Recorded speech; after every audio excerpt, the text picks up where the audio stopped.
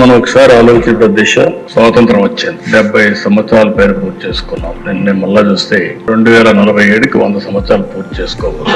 ఇంకా కూడా ఆర్థికంగా, రాజకీయంగా, సామాజికంగా అసమానతల పైన పోరాడే పరిస్థితి వస్తా ఉంది. ఇటీవల కాలంలో అనేక ఛాలెంజెస్ తర్వాత నేను ఆ చరిత్ర చెప్పేటప్పుడు కూడా చెప్తాను. ఒక తీర్పు ఇచ్చాను. 7 మంది జడ్జెస్ 6+1 తీర్పు ఇచ్చినప్పుడు చాలా స్పష్టంగా రాష్ట్ర ప్రభుత్వాలు ఏ వర్గమైనా సరే ఎరగబడిందని భావిస్తే మీరు వర్గీకరణ చేసే అవకాశాలు ఉన్నాయని రాష్ట్రం గాని కేంద్రం గాని అందరికీ మీకు చేసే అవకాశం ఉందని చాలా స్పష్టంగా తీర్పు ఇచ్చారు. దానిపైన 1 మ్యాన్ కమిషన్ వేయడం, గ్రూప్ ఆఫ్ మినిస్టర్స్ ని నియమించడం, వారందరూ ఆలోచించిన తర్వాత మొన్నే కేబినెట్ లో కూడా ఒక నిర్ణయం చేశాం. ఈ నిర్ణయం చేసిన దాని వెనకాల దిశ ఎన్నికలప్పుడు కూడా ఎన్డీఏ కూటమి వర్గీకరణకు కట్టుబడి ఉందని చాలా స్పష్టంగా చెప్పాం. చెప్పిన మాట ఈ రోజు నిలబెట్టుకోవడానికి ఆ